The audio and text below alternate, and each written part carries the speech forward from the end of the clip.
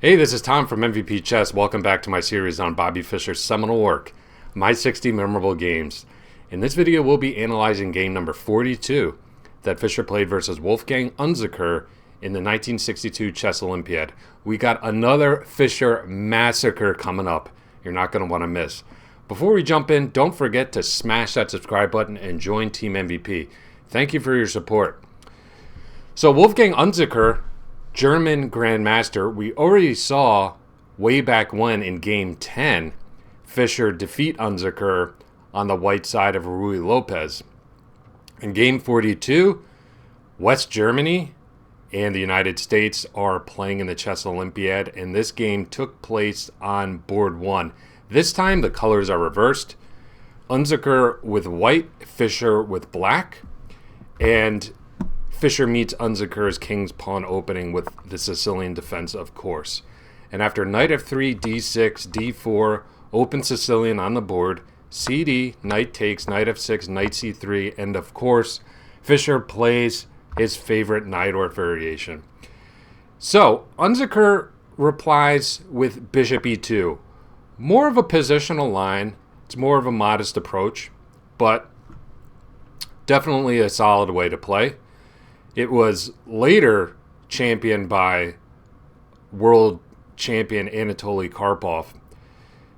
So in this position, Fischer plays the classic Sicilian Najdorf move, pawn to e5, and we have knight b3. So Fischer does have a weakness of the d5 square, but the argument in the Najdorf is that black's central control and his ability to rapidly expand on the queen side compensates for the weakness on d5 and also the backward pawn on d6. So Fischer plays a quick bishop e6. This is a nice chunky bishop, reinforcing black's control over the d5 square. We have castles, knight bd7, and Unzicker plays the classic move in these lines of the Sicilian, pawn to f4. I like to call the f pawn in these lines the what the f do I do pawn.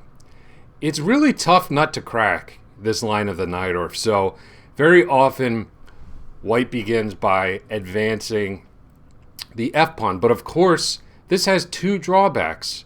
It critically weakens the king, especially along the second rank. Hint, hint.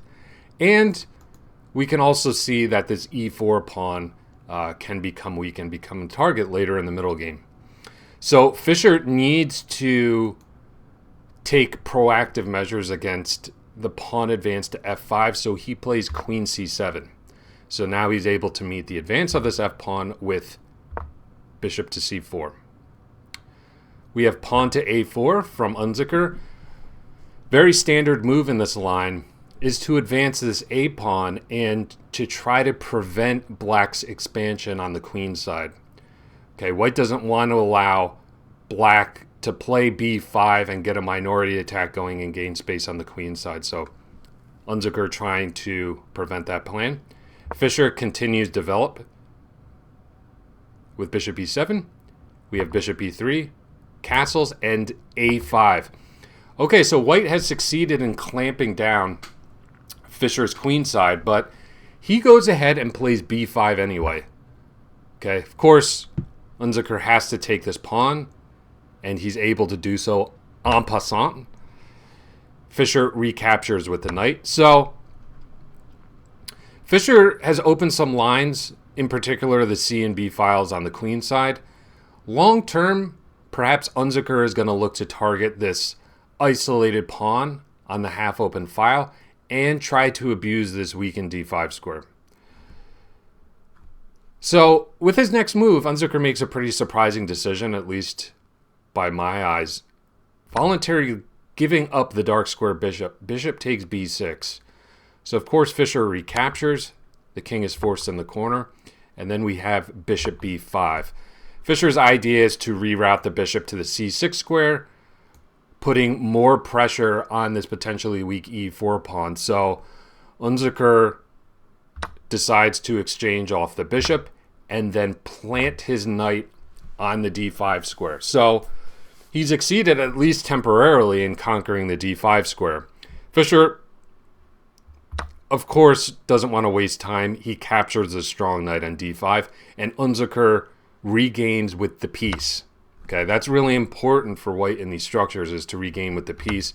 If you regain with the pawn, well, now all of a sudden d5 isn't weak. The bishop can come to this wonderful diagonal, and black would just be much, much better in this position.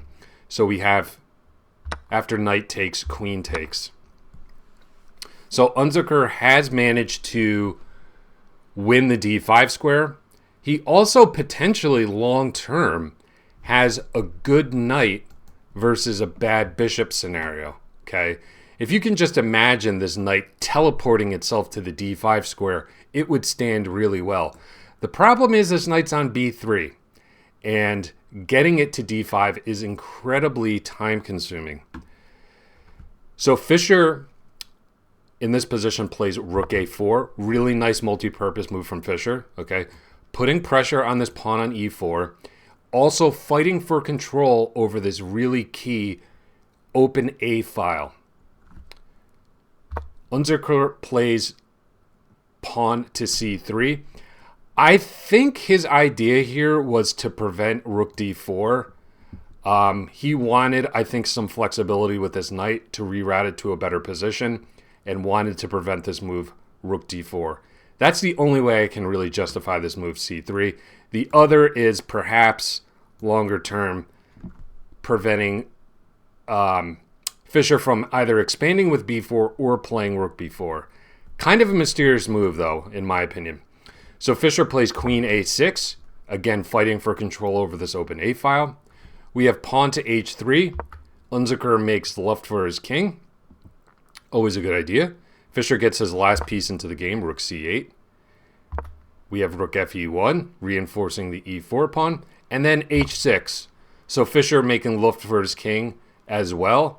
Always a handy thing to do, especially when the position's fairly quiet.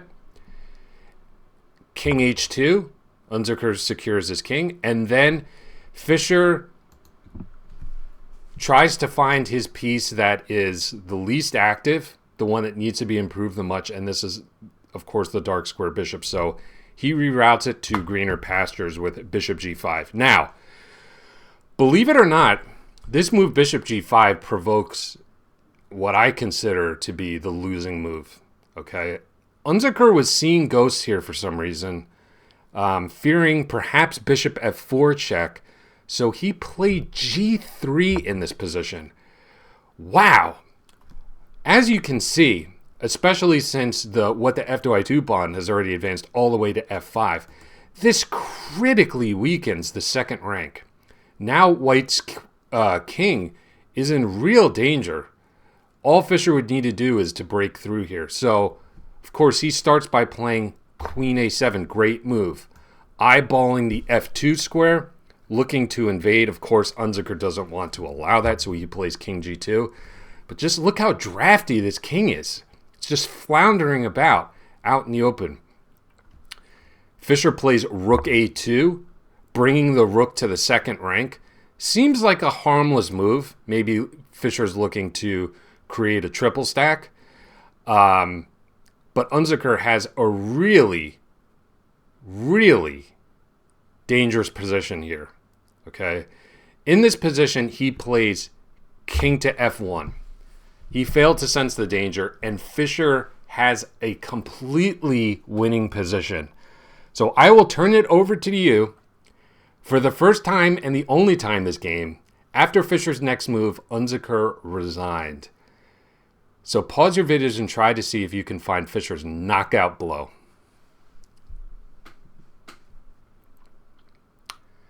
So I wasn't joking around when I said this move g3 was a losing move of the game. Congratulations if you saw the latent threat of the rook on a2 and the queen on a7 converging on this f2 square. Fischer's able to play the awesome sacrifice. Rook takes c3. Boom. And this game is over. Unzicker resigned. Of course, the tactical justification being, as I mentioned, taking with this pawn unleashes the rook on the second rank, and the queen swoops in to deliver checkmate. Wow. So Unzicker was one of the strongest grandmasters in the 50s. This game, though, was a real clunker. He managed to win the d5 square. He managed to prevent Fischer's counterplay in the queen side, but he never had a real plan. And that was really clear to me starting on move 21. So we have h3, we have king h2, g3, king g2, king f1. He conquered the d5 square, okay, but he didn't know what to do from there. The knight was just too far away to make any headway on the d5 square. And all Fischer did was make slight improving moves. And sometimes that's all you need to do in a chess game. Very often, if you can do that, your opponent will weaken their position all by themselves. And that's exactly what Unzicker did in this game. I cannot believe somebody of his caliber, after bishop g5, played the move g3. Other than just giving up the queen for a pawn, some insane move like that, g3 is probably the worst move he could have made in this position.